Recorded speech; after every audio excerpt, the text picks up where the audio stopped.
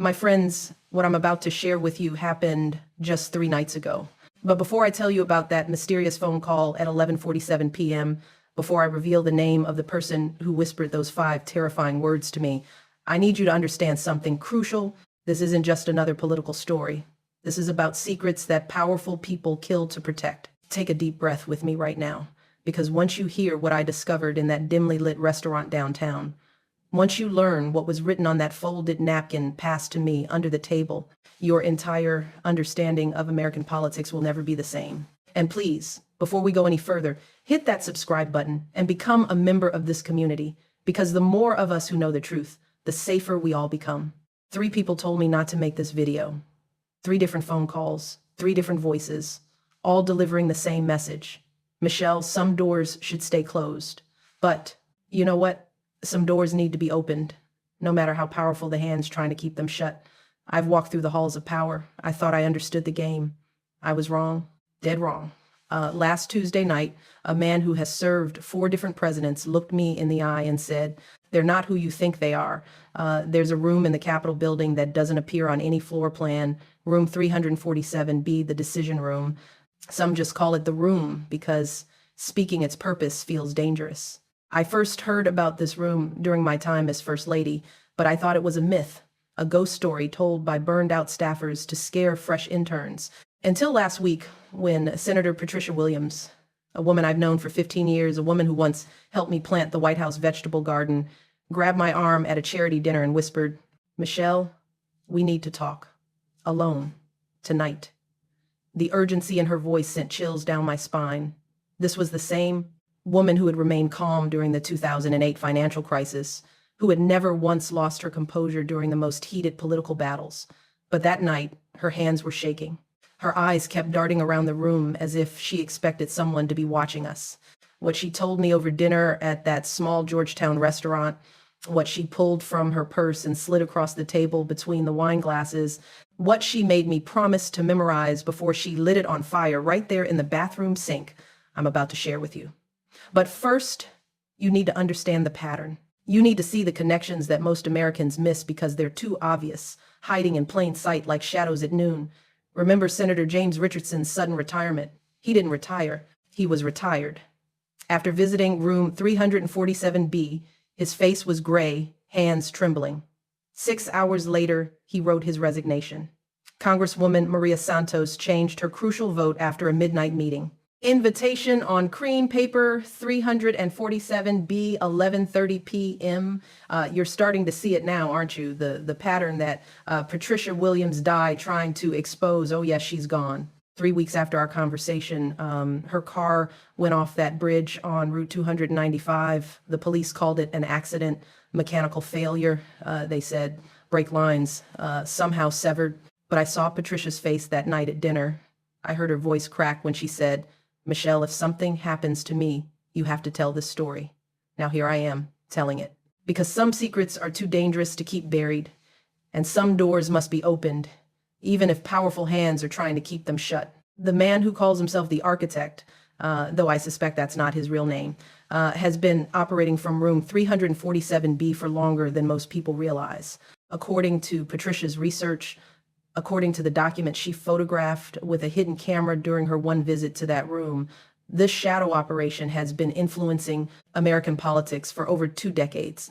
Think about every major political surprise of the last 20 years, every sudden resignation, every unexpected vote change, every scandal that erupted just before a crucial election. Patricia's documents showed a pattern so clear, so undeniable, that when I first read them, I had to put the papers down and walk to the window, staring out at the Washington Monument, wondering how many other monuments were built on lies.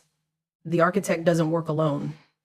He has what Patricia called the council, a group of 12 individuals whose names would shock you. Some you see on television every week, some you voted for, some you trust with your children's future. But in room 347B, they remove their public masks and reveal faces that would give you nightmares. I remember the exact moment Patricia's voice dropped to a whisper when she leaned across that dinner table and said, "Michelle, they're not making political decisions. They're making survival decisions for themselves and anyone who threatens their survival." She didn't finish that sentence. She didn't need to. The bruises on her wrist, the one she tried to hide with her bracelet, told the rest of the story. The meeting notes that Patricia photographed, the ones she made me memorize before burning them, contained details about operations with names like Clean Slate, Final Vote, and Permanent Vacation.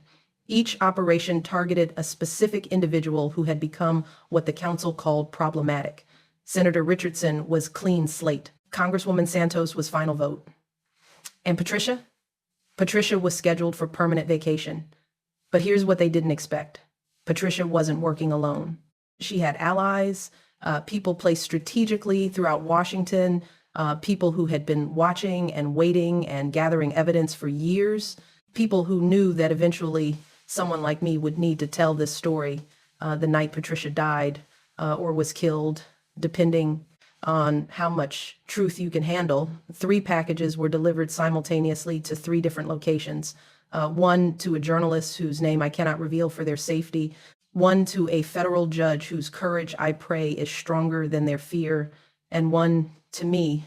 Inside my package was a key, not a metaphorical key, but a real physical key made of brass and determination and Patricia's dying wish. The key to a safety deposit box in a bank that doesn't officially exist, in a building that doesn't appear on any city maps, containing evidence that could bring down the most powerful people in America. I haven't decided whether to use that key yet, because once that door is open, once that evidence is revealed, there's no going back. Not for me, not for my family, not for anyone who stands in the light of that truth. But I can tell you what Patricia whispered to me during our last phone call, the one at 11:47 p.m. that I mentioned at the beginning. She said, "Michelle, the next target isn't a politician. It's someone who can reach the people directly, someone with a platform, someone like lame when dead before she could finish." But I knew what she was going to say. Someone like me. The 5 words that changed everything, the ones that man told me in that restaurant, were these: "You're on the list now." Not a list of political targets, not a list of problematic voices. The list, the one Patricia died trying to expose, the one that decides who stays and who goes in American politics. Room 347B operates on Tuesdays and Fridays, always after midnight, always with the same 12 chairs arranged in a circle around a table made from wood taken from the original Senate chamber. The table where America's first senators made deals that shaped a nation. Now it's where the council makes deals that could destroy one. The invitation process is simple and terrifying. You receive a cream-colored card with no return address. The card contains only an address, a time, and a single sentence: "Your presence has been requested. You cannot decline. You cannot send a representative. You cannot bring security or staff or lawyers or hope. You attend alone, or you don't attend at all." And not attending isn't really an option. What happens during those meetings varies depending on the target. Sometimes it's a simple conversation about changing a vote, adjusting a position, stepping away from a particular issue. Sometimes it's more complex, involving family members, business interests, or personal secrets that have been carefully collected and cataloged for future use. But sometimes, according to Patricia's notes, sometimes the conversation is about permanent solutions for permanent problems. In those meetings, the council doesn't discuss politics or compromise. They discuss removal, and when they use that word, they're not talking about resignation. The evidence Patricia gathered over 3 years of investigation includes financial records showing payments from sources that don't exist to accounts that can't be traced. It includes photographs taken with hidden cameras showing meetings that never officially happened between people who claim to be enemies. It includes audio recordings of conversations where death is discussed with the casual tone most people use to discuss dinner plans. I've heard some of those recordings, sitting in that safety deposit box that doesn't officially exist, listening to voices I recognize discussing ways to handle the Patricia problem. I felt a cold that no amount of heat could cure. These weren't monsters in masks or movie villains with elaborate schemes. These were people I had shaken hands with, people I had smiled with at political dinners, people who had congratulated me on my speeches about hope and unity and the future of America. The most chilling recording was made during a meeting that took place just 2 days before Patricia's death. The council was discussing what they called acceleration of timeline due to information breach. The architect's voice was calm, almost bored. As he said, the Williams problem requires immediate resolution, standard protocol. Make it look accidental. Weather conditions are favorable for automotive incidents. 3 days later, Patricia's car went off that bridge on a rainy Tuesday morning. Brake failure. Mechanical malfunction. No signs of foul play. Case closed. Problem solved. Evidence buried with the body. But Patricia was smarter than they gave her credit for. She had anticipated this moment, prepared for it, planned beyond it. The evidence she gathered isn't just sitting in that safety deposit box waiting for someone brave enough to use it. It's been distributed, copied, hidden in places the council doesn't know about, given to people they haven't identified yet. Patricia's allies hold copies. Sarah Chen encrypted the files. Father Miguel Santos stores documents in his church vault. Dr. Rebecca Torres traced the money trails. Each has instructions if something happens to me. But I'm not relying solely on posthumous justice. I'm relying on something more powerful. You. Every person watching this video. Every subscriber to this channel. Every voice that demands transparency and accountability, because the council's power depends on darkness, on secrecy, on the public's ignorance of what happens behind those closed doors.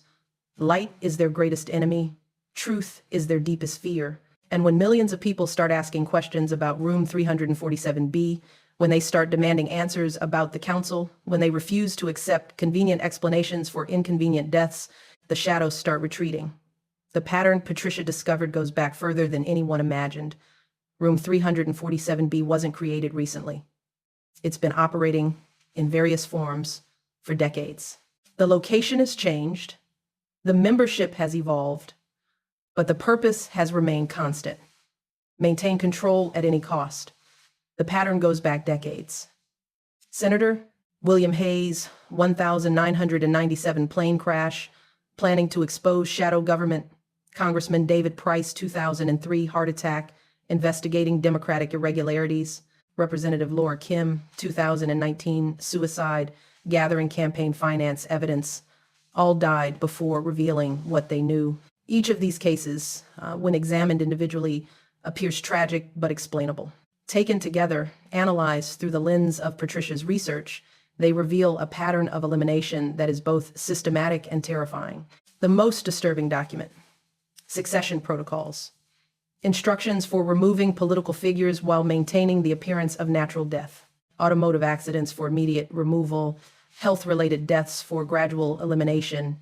Suicides for credibility destruction. Reading those protocols, understanding the cold calculation behind each method, recognizing the clinical detachment with which they discuss ending human lives, I felt something die inside me. Not hope exactly, but innocence. The belief that our system, flawed as it might be, operates within moral boundaries. Room 347B exists outside those boundaries. The council operates beyond legal constraints. They've created a shadow democracy where votes are purchased, conscience is a liability, and dissent is a death sentence. But they made a mistake. They underestimated Patricia Williams. They dismissed her as a small-town senator without powerful allies or dangerous knowledge. They were wrong on both counts. Patricia spent her last 3 years methodically building a network of truth-tellers, carefully gathering evidence, strategically positioning allies, and creating what she called insurance policies against her own elimination. Her death triggered the activation of those policies, setting in motion a chain of revelations that the council cannot stop. The journalist who received one of Patricia's final packages is someone whose integrity cannot be purchased and whose courage cannot be intimidated. They're working with legal experts and cybersecurity specialists to verify and authenticate the evidence before releasing it to the public. The federal judge who received another package is someone with a history of standing against corruption regardless of personal cost. They're reviewing the evidence to determine appropriate legal actions, including potential federal investigations and criminal charges. And I'm here telling you this story because Patricia believed that truth shared with millions of people becomes harder to suppress than truth hidden in government vaults. The key I carry, the one Patricia died to give me, opens more than just a safety deposit box. It opens a door to understanding how our democracy has been hijacked by a group of individuals who view public service as private opportunity and citizen welfare as acceptable collateral damage. When I use that key, when I retrieve that evidence, when I release those documents and recordings and photographs to the public, The council will respond. They will try to discredit me, destroy my reputation, question my motives, and attack my character. If those methods fail, they will consider more permanent solutions. But I'm not Patricia Williams, alone and vulnerable in a small town. I have a platform, a voice, millions of followers, and the protection that comes with public visibility. They cannot make me disappear without creating exactly the kind of attention they desperately want to avoid. That's why I'm sharing this story with you now, before I use Patricia's key, before I retrieve that evidence, before I open those final doors. Because if something happens to me, you'll know it wasn't an accident. If I suddenly disappear from public life, you'll know it wasn't my choice. If I die unexpectedly, you'll know it wasn't natural causes. And you'll know to keep asking questions, demanding answers, and refusing to accept convenient explanations for inconvenient truths. The truth about room 347B is just the beginning. The council is only one part of a larger network of influence and control that extends far beyond Washington, reaching into corporate boardrooms, media organizations, and judicial chambers across America. Patricia's evidence reveals connections between the council and individuals you trust, organizations you support, and institutions you depend on.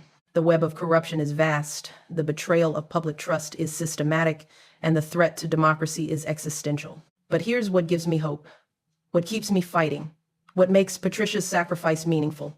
You.